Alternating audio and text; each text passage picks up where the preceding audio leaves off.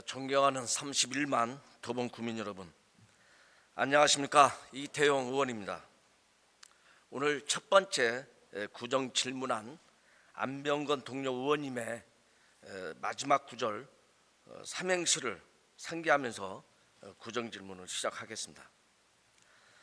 먼저 GTX C노선 지하화에 대한 감사원의 공익감사 결과 이후 징계 공무원들의 징계 수위, 이름, 직책, 직급 등을 공개하고 감사 결과에 대한 국토부의 입장을 요구하는 질문입니다.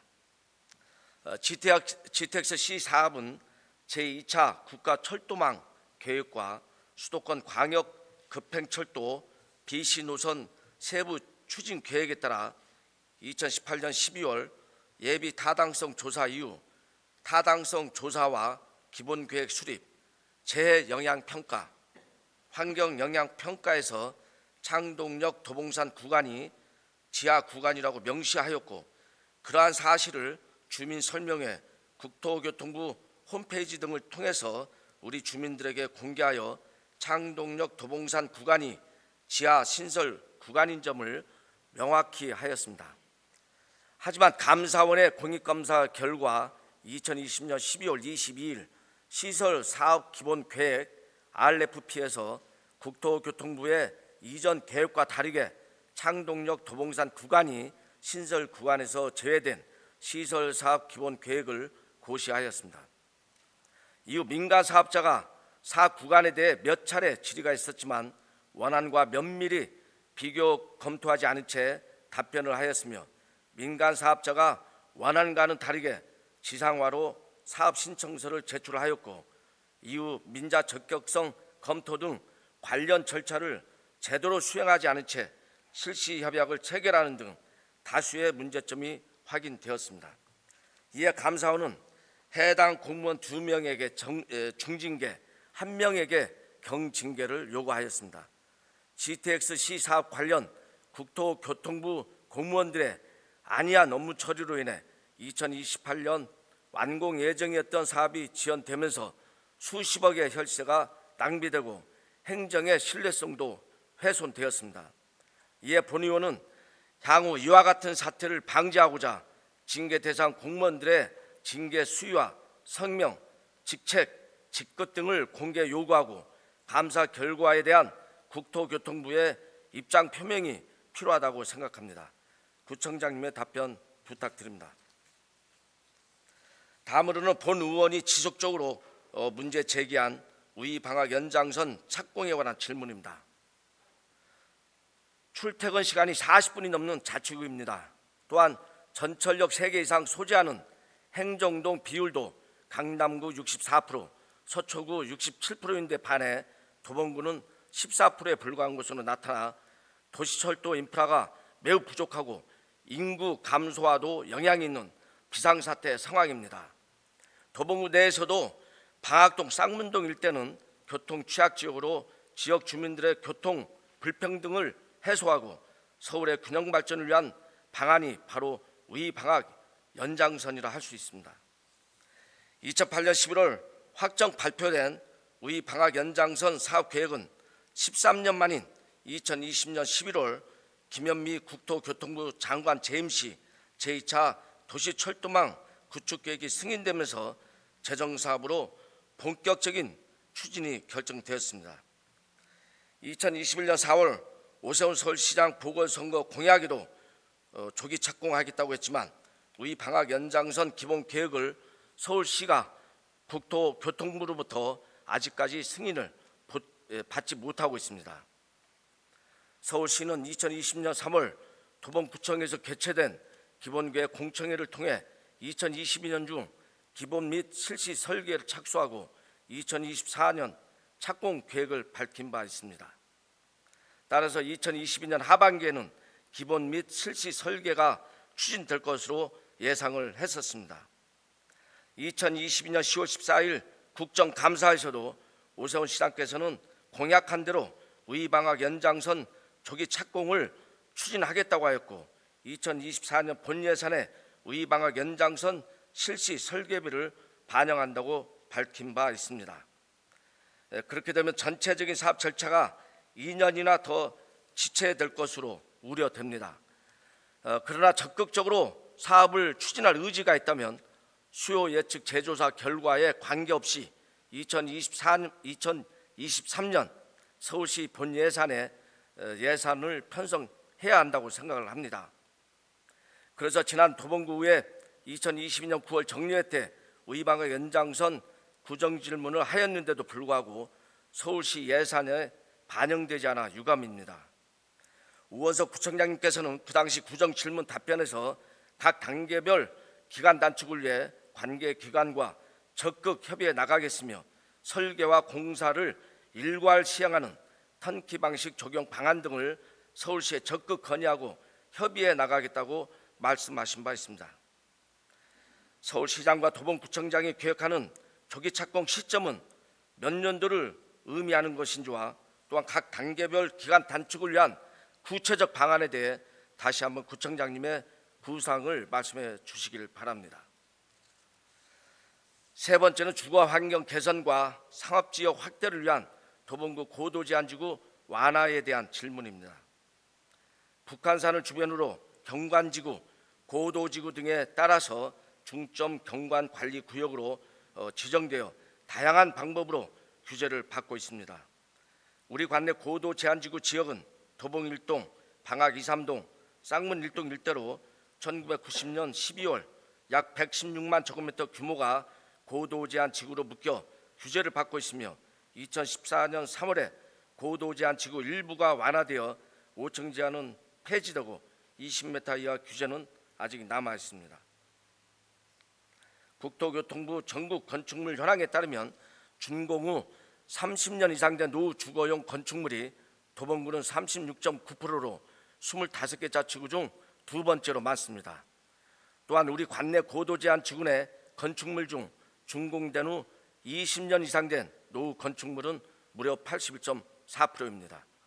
이렇듯 노후 주거용 건축물과 고도제한 지구 내 노후 건축물이 상당히 많음에도 불구하고 고도제한 규제에 묶여 있어 국민들의 재산권 가치가 타구의 형편없이 저평가되어 있고 낙후되어 있습니다.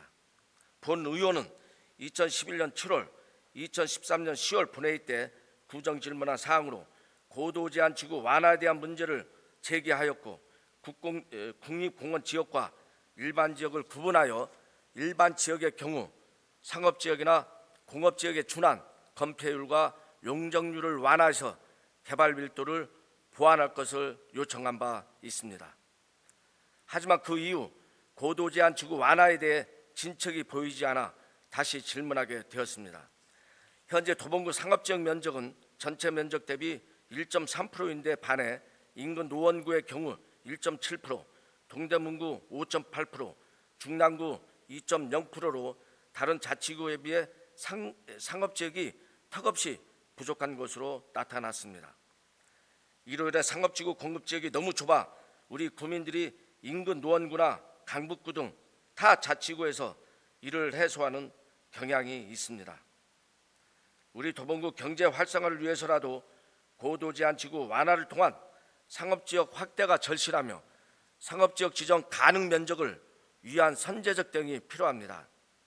서울시는 2022년 6월 2040 서울플랜 서울도시기본계획 공청회에서 고도지구 완화 여부를 경쟁력 제고 차원에서 충분한 검토를 하겠다고 밝혔습니다. 이에 중구청은 서울시에 남산 고도 제한 지구를 완화해달라고 요구할 근거를 마련하기 위한 작업에 착수했다고 하며 서울시는 구청 차원의 협의 요청이 온다면 긍정적으로 검토하겠다는 입장을 언론을 통해 밝혀왔습니다.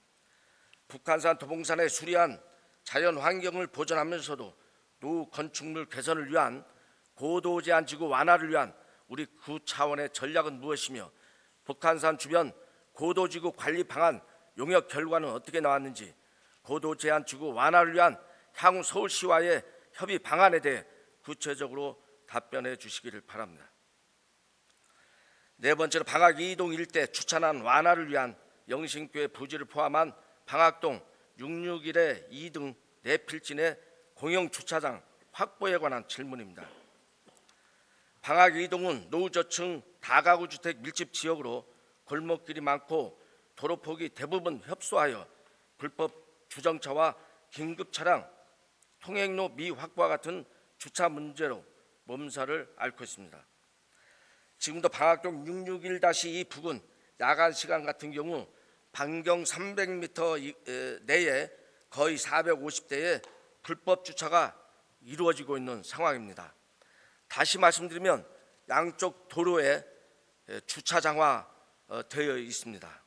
그렇기 때문에 주변 노후주택 부지를 매입하여 공영주차장 확보가 절실한 상황입니다. 방학동 661-2 등 네 필지에 대해서는 3, 4년 전부터 주민을 위한 주차장과 인근 도쿄시장 활성화 측면에서 조성 계획을 세워 추진해 왔지만 종교시설과 그 주변 사유지의 부지매가 반대로 주차장 조성이 계속 지연되고 있습니다. 최근 부동산 가격의 급등으로 부지 소유주와 구청 간 간극이 있을 것으로 인정하지만 감정평가를 통해서 다시 한번 소유주와의 원만한 합의를 통해 부지를 최대한 빨리 매입할 수 있도록 방안을 강구해야 합니다. 방학 이동 인근 주차난을 해소하고 인근 도깨비시장 활성화에도 꼭 필요한 공영주차장 조성 관련하여 향후 어떤 계획을 가지고 계시는지 구체적인 답변 부탁드립니다. 마지막으로 도봉 옛길과 접목한 도봉시장 활성화 대책 마련에 대한 질문입니다. 신도봉시장은 관내 유일한 건물용 재래시장으로 개설된 지 30년이 넘는 역사성과 상징성이 있는 시장이라 할 수 있습니다. 방학 북부역에서 도보로 5분 이내에 자리 잡고 있다는 지리적 장점에도 불구하고 신규 고객의 유입이 많지 않고 상인에도 구성되어 있잖아 골목시장으로서의 경쟁력을 잃어버린 지 아주 오래되었습니다.